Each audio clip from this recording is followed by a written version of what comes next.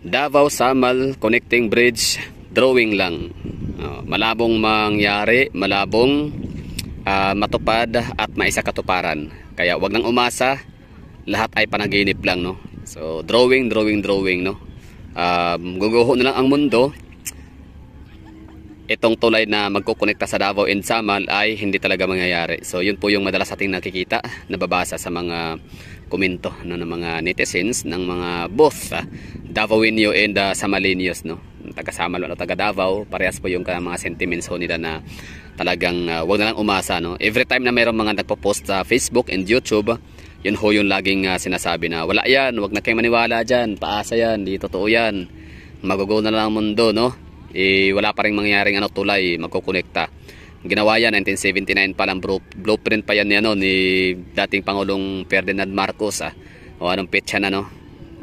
Panahon na ng basta guguho na, mas mauna pang bumalik si Jesucristo, bumaba sa lupa mula sa kalangitan kaysa sa matupad ang inaasam-asam pinapanaginip ng mga Davaoenyos and Samaleños na tulay na makukonekta magdudugtong sa mainland Davao and Island Garden City of Samal. So yun ho yung mga madalas nating mga naririnig, nababasa ng mga komento ng mga Samaleño and Davaoenyo. Pero sa akin din naman, hindi naman ako na kumbaga naiintindihan ko naman yung ganong sentimento. Kasi kumbaga it's a sign of parang frustration, di ba? Kasi ang dami, tagal na yan, no? Like mga 2018, as far as I remember.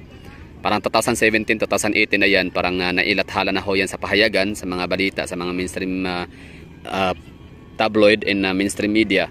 Napag-usapan na yan, no? Yung tungkol sa Davao City and the Samal Connecting Bridge or magdudugtong na tulay. So ngayon, andyan, so ngayon, sa mga nagsasabi dyan, alam ko, isa sa mga manonood ho nito, isa ho kayo dyan sa nagkakaroon ng komentong gano'n, no? Or di kaya yung parang kuro-kurot opinion na maaring hindi talaga siya matutuloy, no? Puro drawing, salita, paasa at pangako lamang lahat na pwedeng mapapako lang, di ba? So ngayon, ano sa tingin mo? Ganun pa rin ba ang pananaw mo sa Samal Davao Connecting Bridge? Gayong nakikita mo naman na meron talagang ginagawang starting point na yan.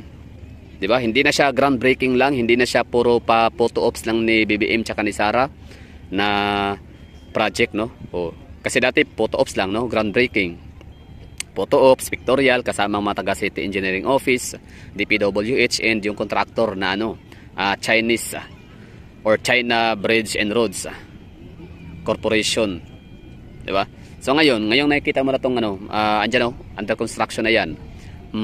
Minamaterialize ho talaga, no? Ongoing na ang pagmamaterialize sa nasabing proyekto na 3.8 or 3.9 kilometer na magdudugtong sa mainland Davao and Island Garden City of Samal. So ano masasabi mo? Ganun pa rin ba? Frustrated ka pa rin ba? Hopeless ka pa rin ba? Hindi ka pa rin ba maniniwalang talagang tuloy na yan? Kasi as I've said talaga pa ulit-ulit, ito sabi ko sa inyo. Way back 2000, kasi di ba nagsisimula ako mag-vlog is 2021. Tapos by 2022, yan na nga, parang umugo na yung balita na yan na nga, meron ng groundbreaking dyan sa may area na yan, yung kulay blue na yan, sa may Kusamarina. Although marami mga pagkakataon ho talaga, instances na pinahinto muna, no, parang TRO or Temporary Restraining Order dahil nga sa petition ng mga Rodriguez family na nagmamay-ari ng Costa Marina and ng etong kanilang Paradise Island Beach and Resort and Park. Yan, Mekos na yun.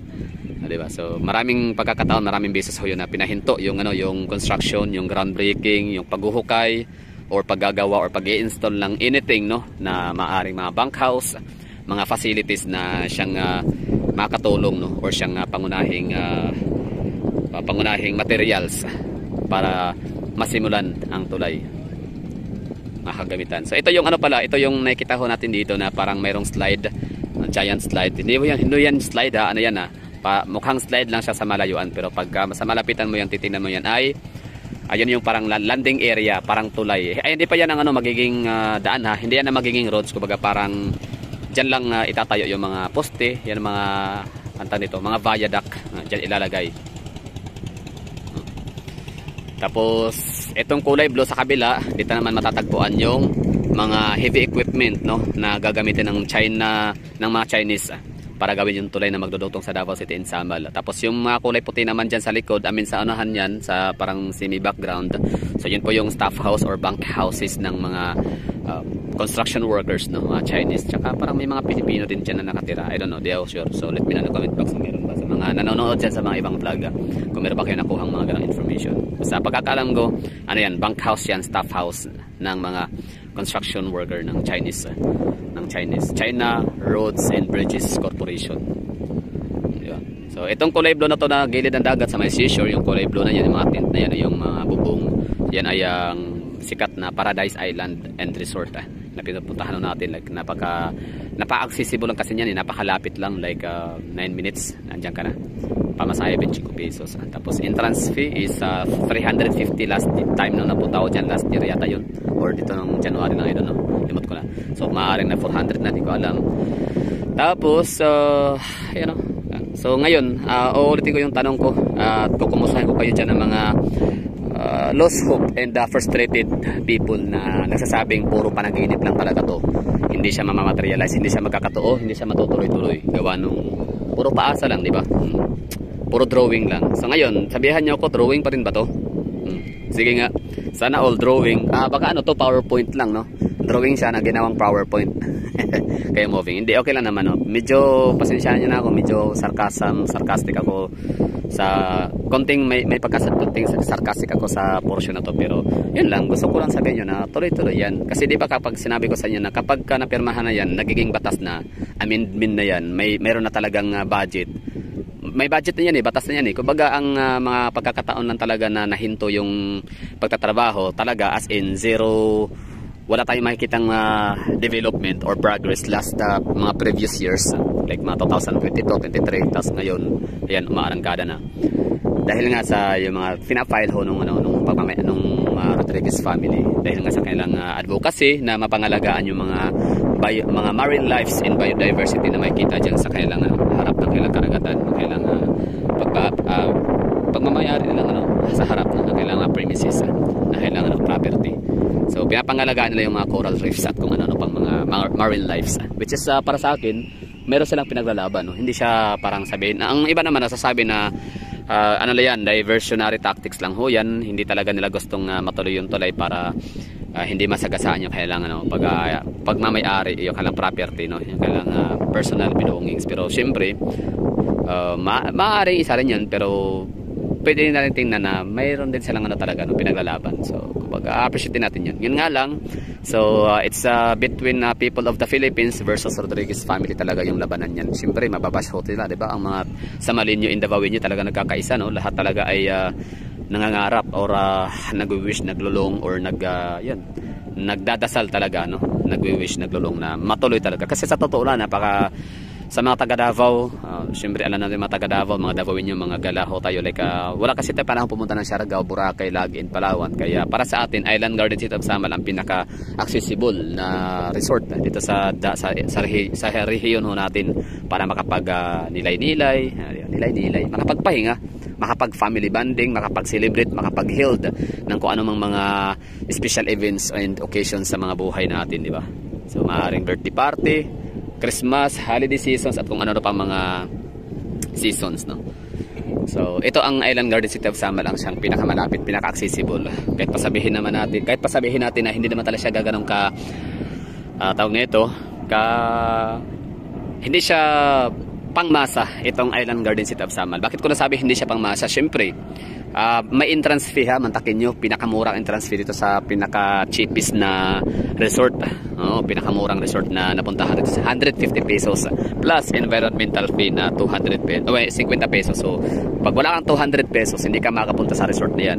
In short, mga private resort itong Island Garden City of Samal, except sa mga kabilang dulo nito, yung nakaharap na sa may Davao de Oro area and Davao Oriental, like mga Talikod Island or Kaputian somewhere, no? So yun, may mga area din na parang free access siya para sa lahat, walang entrance, wala kang babayarang entrance. Basta merong entrance siguro, pero pwede ka lang din na mag-entrance ka lang 50 or 100, wala ka nang babayarang environmental fee, I don't know. Pero ngayon kasi pagkababa mo pala ng barge, meron ka nang babayarang environmental fee. Ito lang, share ko lang, meron kaming ginanap na birthday party. So 50 katao kami lahat.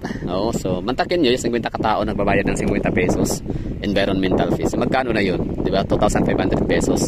Hindi mo naman alam kung saan napupunta yung environmental fee, kasi sabihin natin para mapapangalagaan yung inang kalikasan ng Island Garden City of Samal. Parang wala naman tayo nakikita ewan ko, no? Basta duda ako mas ano pa, mas masasabi ko pa talaga na mas napapangalagaan, mas makikita pa natin na nagbibigay talaga ng pondo budget itong Davao City para sa mapangalagaan ng ano ang inang kalikasan, no? Yung cleanliness and godliness dito sa Davao City. Kasi may mga magandang mga trash bins talaga, mga dekalidad high-end, mga modern na mga garbage trucks and mga garbage collector trucks, di ba? Compare sa Island Garden City of Samal. Yun lang. So napaka stressful pag tumawid ka ng Samal, di ba? Alam mo yun, kailangan mo talaga i-consider yung budget.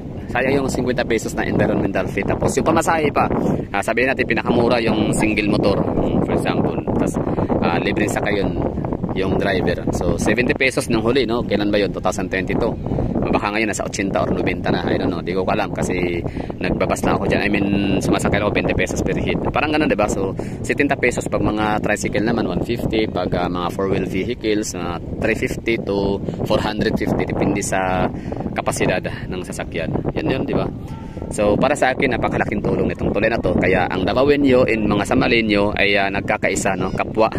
Parehas yung dalawa na yan na mga both parties talagang nagwi-wish, naglulong, nangarap, no? At nagdarasal na sana'y matuloy-tuloy talaga to. Kaya yan lang, drawing no more. Okay? So sa mga nagtatanong dyan, I mean sa mga yan nga, hopelessly devoted to, yun, sa mga hopeless and nakaramdam ng frustrations. So okay lang yan, no? I understand din naman. So ngayon, tatanungin ko lang kayo, ano sa tingin nyo? Drawing pa rin ba? Hindi pa rin kayo naniniwala sa aming mga nagpa-vlog? Hindi pa rin kayo naniniwala sa Department of DPWH, sa City Engineering Office? Hindi pa rin ba kayo naniniwala sa mga mainstream media and mga mainstream tabloids and mga news magazines? So siguro wala nang masasabi ngayon dyan sa mga nanonood sa inyo dyan na hindi matutuloy. Kasi tuloy na yan, no? Kahit pa anong ano yan, kumbaga wala na. Pwedeng magkaroon ng TRO ulit. Hindi ko alam kung ano pang magiging ground for TRO. Ano pang magiging basihan. Ano pang gagawing tawag nito, alibay or tawag nito yung parang magiging rason, no? Para ipagtigil muna. Kasi ano yan, budget na yan, batas na yan, pinirmahan na yan, nakalusot na yan sa kamera o kung saan pang saang basta kamaraman o sa Senado, basta napagkataan na yan, batas na yan. Hindi yan ito na lang, ha, hindi pwedeng mag groundbreaking, hindi pwedeng mag groundbreaking kasama si pag inaugurat mag groundbreaking si VP Sara and President BBM kung hindi talaga matutuloy, like wala, ano pa lang siya, drawing pa lang. So hindi na yan drawing, it's drawing no more. Sadyang nagkakaroon talaga ng mga sunod-sunod na delays, di ba? So dahil nga sa mga pinag-usapan yun, pinagkalaban ng mga Rodriguez family na in some point ay naiintindihan ko kasi meron talaga silang advocacy yun to protect the coral reefs and marine lives sa kailang lugar. Pero according kay, di ko alam kung sino yun, si Leo Zuniga ba yun o si Baybini ba yun, no? I don't know kung sino yun. Basta may nagsabi dyan na hindi naman daw totoo yun na pinaglalaban ng mga Rodriguez family ay ang marine lives and biodiversity o ano matawag dyan, mga coral reefs. Kasi dahil daw talaga sa daanan siya ng mga barko o daanan siya ng kung ano dyan. Basta tapos yung kanyang yung current ng water daw dyan ay malakas, kaya para imposible na mabubuhay o magsusurvive yung mga coral reefs in mga marine biodiversity or mga marine life sa lugar. Pero wala lang naman ako pagdating sa mga ganyang bagay, ako nakikinig at nagbabasa lang. Basta one thing is for sure na ma-assure ko ho sa inyo lahat na tuloy na ho talaga ito dito. Okay?